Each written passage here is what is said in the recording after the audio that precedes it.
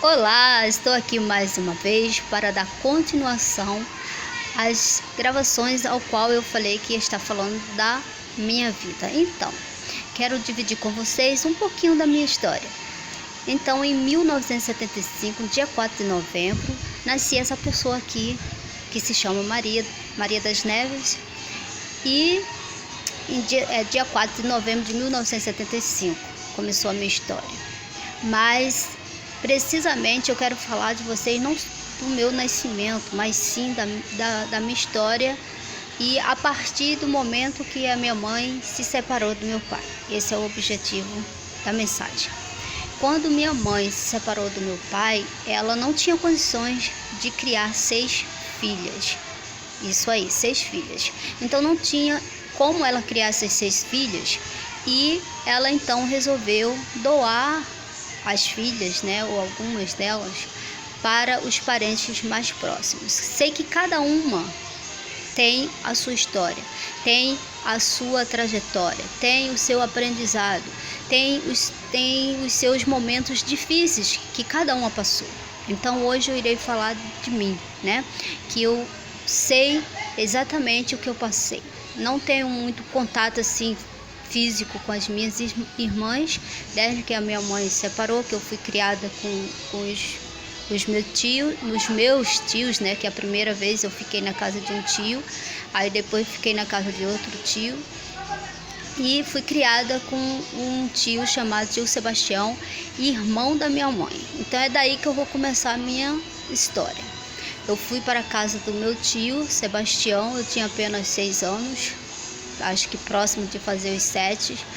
E lá, quando eu cheguei lá, eu não queria ficar lá porque ele não tinha filhos, Ele não tinha filhos, e era ele, a esposa dele e a mãe da esposa dele. E minha mãe me deixou lá, e neste dia tinha várias pessoas, sobrinhos dessa esposa do meu tio, que eu carinhosamente chamava de Tia Maria. E ela, com a sua família, todo mundo incentivou para que eu ficasse. Tinha até uma moça lá, que o nome dela é Maricélia, que eu amo muito ela, e ela prometeu, se eu ficasse, ela me daria uma vaca verde. E eu, toda encantada, fiquei, achando que eu ia ganhar uma vaca verde. E fiquei lá, e no outro dia, eu acho, ou foi depois, logo depois, uns 2 dias, ou foi no dia seguinte, eu não lembro bem desse dia, que foram embora todo mundo e ficou eu, a esposa do meu tio, que eu chamo carinhosamente Tia Maria, e a mãe dela. E eu fiquei com eles.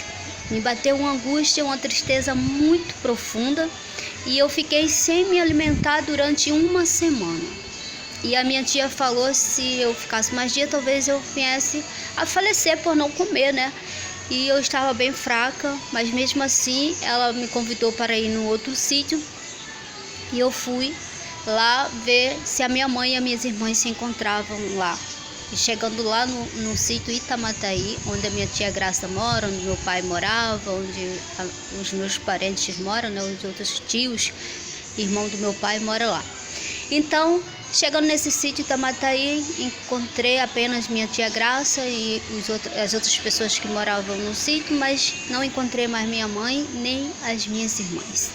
Voltei daquele lugar muito triste, por não ter visto a minha mãe, não ter encontrado minhas irmãs, e voltei para um lar onde só tinha 3 adultos que não eram acostumados a lidar com criança. E eu era uma criança agitada, uma criança que conversava, uma criança que brincava. Eu era criança, Então, chegando lá, e eu fiquei triste porque não tinha com quem brincar, e a minha tia não sabia o que fazer comigo.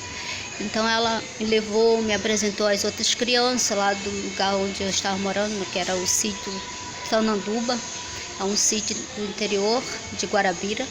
Quem conhece, sabe muito bem, e quem sabe, da minha história um pouco, quem já me viu lá também, quem são meus amigos, eles sabem que esse casal não tinha filhos e eu era sozinha. Então fiz amizade com algumas crianças. Tudo bem, me adaptei, à vida lá na casa dos meus tios, o meu tio Sebastião e a minha tia Maria. E fui sendo educada por ele. Não, minha mãe, se eu não me engano, ela a princípio não deixou meu registro. Eu não podia estudar porque não tinha registro. E o meu tio, ele se esforçou muito e pagou escola particular. Eu estudei acho que 2 anos em escola particular, lá na roça. E depois ele conseguiu meu registro e eu consegui ser matriculada numa escola. E aí comecei a ser educada e aprender a ler e escrever. Só que depois que o meu tio, que eu estava lá, meu tio começou a beber. E era uma bebida assim que prejudicava muito ele e toda a família. Ele chegava muito agressivo, ele queria matar todo mundo, queria destruir tudo. E a gente sempre saía correndo, sempre saía com medo, sempre saía para se esconder, para poupar nossas próprias vidas. E isso não era um dia, não era uma noite, não era um mês. Isso durou muitos anos, dos 6 anos até os meus 15 anos. Foi uma vida muito difícil com o meu tio, porque ele era uma ótima pessoa, bom, sem beber bebida alcoólica. Mas todas as vezes que ele bebia bebida alcoólica, ele se transformava. Então a gente perdoava, a gente até tinha pena dele, né?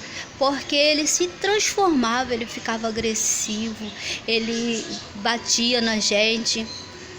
Então foi muito difícil. A primeira vez eu lembro que ele chegou bêbado, eu não sabia, e eu estava sentada junto da mãe da tia Maria, e ele veio, do jeito que ele veio da rua, ele chutou a minha traseira, né, vamos dizer assim. Eu estava de coca, ele me chutou e eu voei longe, e aquilo me machucou, e eu fiquei 1 semana com dor de cabeça, eu fiquei assustada. Então foi aí que começou minha história com Deus. E eu fui para debaixo de um pé de caju que tinha lá no sítio, e eu sentei debaixo daquele pé de caju e conversei com Deus, né? Eu tive uma conversa com Deus de criança, mas eu falei com Deus a respeito desta situação. Quando eu entendi, eu tinha uma mãe, eu tinha 6 irmãs, tinha um pai, e de repente eu me encontrava em um sítio onde tinha um homem que era meu tio e a esposa dele, uma senhora, e onde eu já estava enfrentando uma situação muito difícil, que era essa. O meu tio, quando bebia, me batia, e nesse dia ele me bateu sem motivo algum, e eu fiquei machucada. Então eu cheguei e perguntei para Deus por que aquilo, e eu não entendia, e eu chorava diante de Deus. E dali em diante eu comecei a ter uma intimidade com Deus.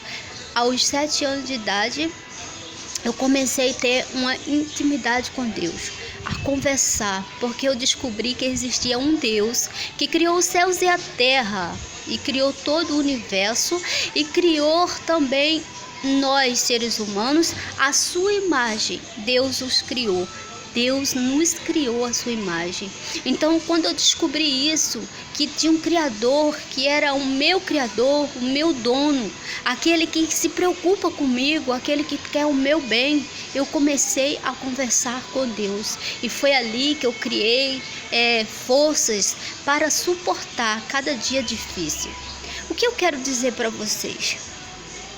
Muitas das vezes os casais se separam por motivos graves. Acredito eu que ninguém vai se separar por qualquer coisa, mas eu peço para vocês que tenham filhos. Cuidado com quem vocês deixam os seus filhos. Cuidado com quem você vai deixar o seu filho ou sua filha.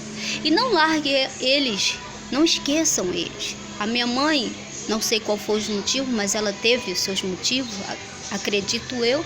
Ela, quando me deixou na casa do meu tio, eu tinha 6 anos, e ela voltou lá, eu tinha 14. Então já estava um almoço, né, quando ela deixou.